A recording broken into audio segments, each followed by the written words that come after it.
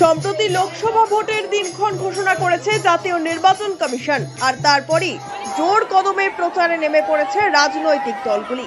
এবারে জমাটি লড়াই হতে চলা লোকসভা কেন্দ্রগুলির মধ্যে রয়েছে হুগলি লোকসভা কেন্দ্র, যেখানে বিজেপি প্রার্থী করেছে লকেট চট্টোপাধ্যায়কে, আর তৃণমূল প্রার্থী করেছে রচনা বন্দ্যোপাধ্যায়কে।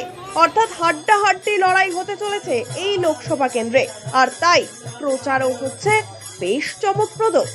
বৃহস্পতিবার ভোট প্রচারে বেরিয়ে কীর্তন করলেন হুগলি লোকসভা কেন্দ্রের বিজেপি প্রার্থী লকেট চট্টোপাধ্যায়।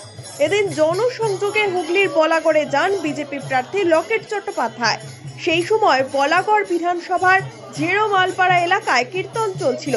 তখন ওই হরিসভার কীর্তনে অংশগ্রহণ করেন বিজেপি প্রার্থী লকেট চট্টোপাধ্যায়। এরপর সেখানে কীর্তনও করেন তিনি।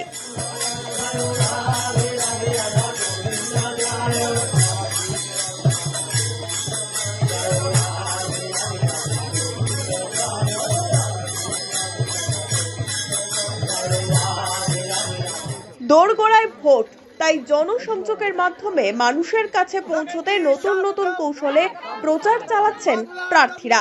দুদিন আগে রাজঘাট এলাকায় রান্না পুজোতে অংশগ্রহণ করে গ্রামবাসীদের সঙ্গে রান্না করতেও দেখা গিয়েছিল লকেট চট্টোপাধ্যায়কে। বৃহস্পতিবার আবার বলাগড়ে হরিসভায় অংশগ্রহণ করে কীর্তনও করেন লকেট চট্টোপাধ্যায়।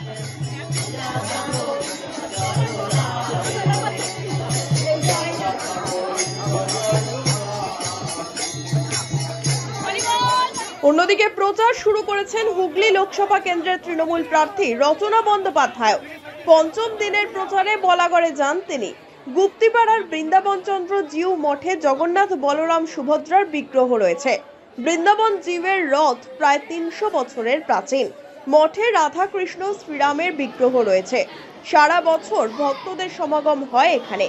রথযাত্রা আর দোলের সময় সবচেয়ে বেশি ভিড় হয় এই বৃন্দাবন চন্দ্র জিউ মঠে। এদিন সেই মঠে পুজো দেন তৃণমূলের তারকা প্রার্থী রচনা বন্দ্যোপাধ্যায়। কালী মন্দিরেও পুজো দেন তিনি। তারপর জনসংযোগ করেন গুপ্তিপাড়ায়।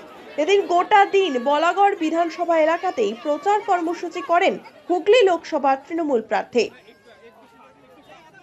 এদিন গুপ্তিপাড়া ২ নম্বর গ্রাম পঞ্চায়েতের বাধাগাছিতে একটি লজে কর্মী সভায় অংশ নেন রচনা বন্দ্যোপাধ্যায়। দুপুরে সোমরা ১ নম্বর পঞ্চায়েতের বাঁকিপুরে একতা ভোজে যোগ দেন তিনি। বাড়ি ক্ষতিগ্রস্ত হয়, মানে সব দিক থেকে বলাগড়ের মানে একদম ভাঙনের দুর্বিষহ অবস্থা। কেন্দ্র সরকার মাঝে মাঝে টাকা দেয়, আবার মাঝে মাঝে টাকা দেয় না। এবার বিভিন্ন রাজ্য সরকার যা টাকা দেয় সেটাতে হচ্ছে না বলে দাবি করছে এখানকারই।